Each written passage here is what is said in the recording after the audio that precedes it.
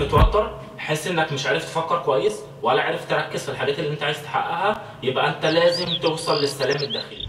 دايما حاسس ان ذهنك وعقلك مشغول بافكار حاجات حصلت وحاجات لسه هتحصل وحاجات بتحصل دلوقتي، فمش عارف تفوكس على شيء معين عشان تحدده. سالم هيقول لك على 9 نقط ما تخرجش براهم. ركز على الحاجات اللي تقدر تتحكم فيها. اصحى بدري، صلي، تمارين يوميا، نظام غذائي صحي في يومك. حاوط نفسك بدايره اجتماعيه مفيده وايجابيه. يعني ايه؟ يعني انت مثلا لو من جواك عايز تنجح، حاوط نفسك بناس لسه بيحاولوا ينجحوا، هتلاقيهم دايما فيهم تفكير، هتلاقي دايما فيهم باور، هتلاقي دايما فيهم ايجابيه، هتلاقيهم دايما بيحلوا المشاكل بدل ما يتذمروا ويتنمروا ويقعدوا عيش اللحظه. ما تفكرش في امبارح وما تفكرش في بكره على قد ما تفكر في النهارده. الماضي بيعلمك تتحكم في الحاضر عشان تحسن المستقبل، فخلي تركيزك دايما على النهارده والحاجات اللي وراك تنجزها. سياسه القبول، لازم تتصالح مع ان في ناس حواليك بيتكلموا بطرق تضايقك وحاجات حواليك بتحصل في الكون انت ما تقدرش تتحكم فيها، فلازم تتصالح معاها. الناس اللي بتعمل حاجات تضايقنا ومهما حاولت تتكلم وتتفاوض وتنصح وتخوض معاهم حوارات عشان تقدر توصل لهم رساله سليمه اصلا في الاول وفي الاخر، هم مش ناويين يتغيروا،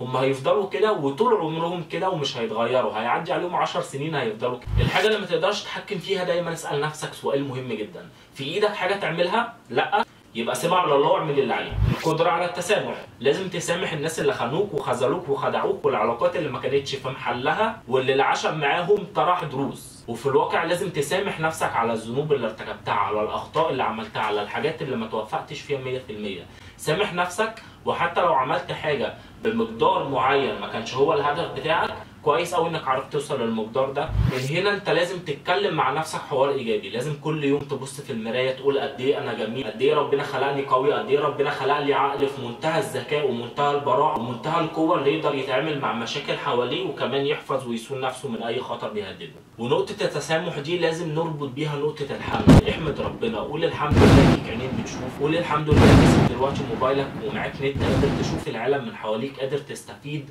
والعالم دلوقتي كله بين ايديك من خلال موبايل. بس بجد غيرك لا لاقي مكان ينام فيه ولا لاقي شرب يشربه، وغيرك اقسم بالله ما عنده السرير اللي عندك، والله ما عنده التليفون اللي معاك، والله ما عنده الشغل اللي مش عاجبك، والله ما عنده التيشيرت ولا البنطلون اللي مش عاجبينك، والله الشوز اللي انت لابسه غيرك بيمشي حافي، غيرك اقصى طموحاته بيت وسقف ومنزل واسره كريمه وحياه سعيده. بس مش عايز اكتر من كده. ارضى بالوضع الحالي، لان رضاك عن اللي انت فيه هو اللي هيخليك تقدر تطور وتحسن.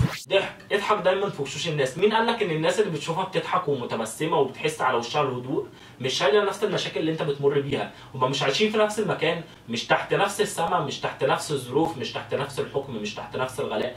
ايا كان الشيء اللي انت بتعاني وبتتذمر منه، هم بيمروا بنفس الوقت اللي انت فيه، ولكن هم فيهم حاجه مختلفه عنك. هم بيعرفوا يضحكوا، بيعرفوا يتبسموا. عارف ليه؟ لان صلى الله عليه وسلم قال الكلمه الطيبه صدقه، التبسم في وجه اخيك صدقه، جبر الخواطر نعمه، الراحمون بيرحمهم الله. مهما كان الضغط اللي عليك او الظروف اللي انت بتمر بيها، والله والله والله متفهمها، ولكن استثني علاقاتك منها، استثني الناس انت بتتعامل معاهم منها. هم مالهمش دعوه بالشغل اللي مضايقك، مالهمش دعوه بالظروف القاسيه والايام الصعبه اللي انت بتعدي بيها. وفي الواقع تذمرك اصلا مع الحاجات دي ما هيزيدك انت الا ابتلاء وثقل حمل فوق الحمل اللي انت فيه، وكمان هيخلي الناس تنفر منك. اضحك، اتعامل بهدوء، ولما تكون متضايق شوف حد قريب منك اتكلم واحكي معاه، تشارك افكاره وشوف الحلول اللي عنده، شوف هو مر بالتجربه دي زيك ولا لا فيقدر ينصحك، او ما مرش فهو خارج الموضوع بس عنده برضه رؤيه اخرى ممكن تفيدك، ممكن تستفيد منها. تشارك احزانك وافراحك مع الاخرين، ما تكتمش جواك، لان ربنا خلقك بمشاعر عشان تعبر عنها مش عشان تكتمها. اتفقنا؟ سادس نقطه التدوين. برغم اي حاجه بتعدي عليك، اي حاجه صغيره حسيت انها فرقت معاك وخلتك تشعر بجزء من السعاده، اكتبها عشان تكررها وتنميها وتوصل للليفل الاعلى منه.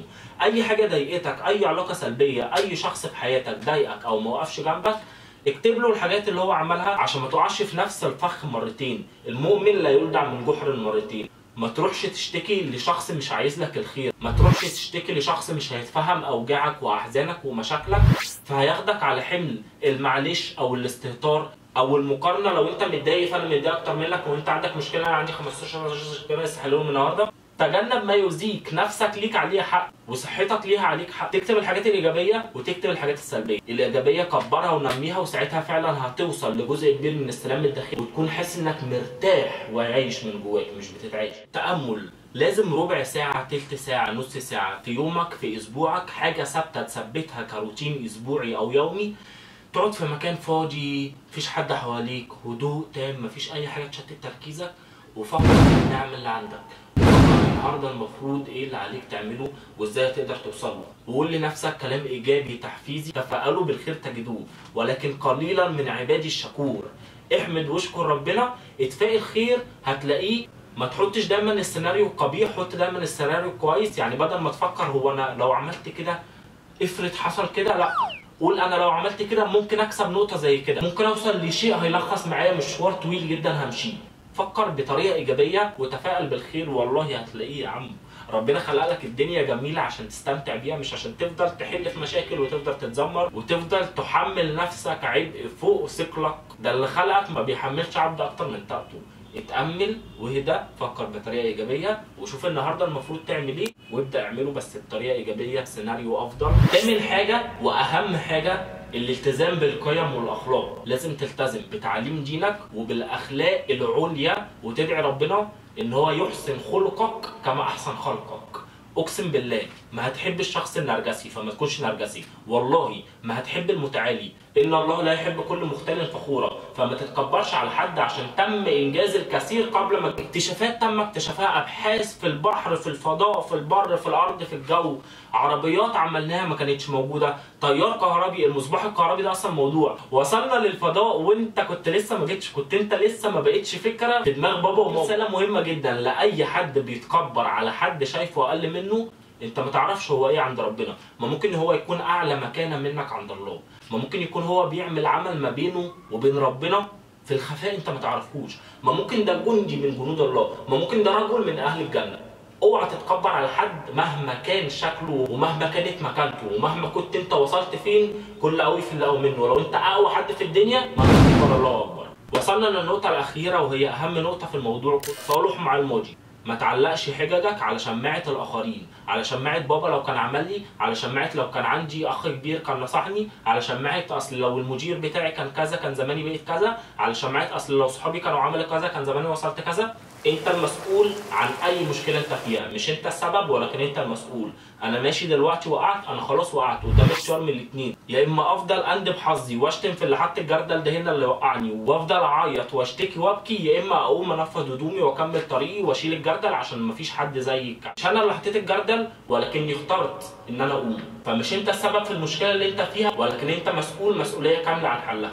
وبكده اكون قلت لك على 9 نقط مهمين، لو قدرت تتمرن وتثبت عليهم هتقدر توصل لكمية سلام داخلي، وجايز تشوف نسخة من نفسك ما شفتهاش قبل كده. سلام.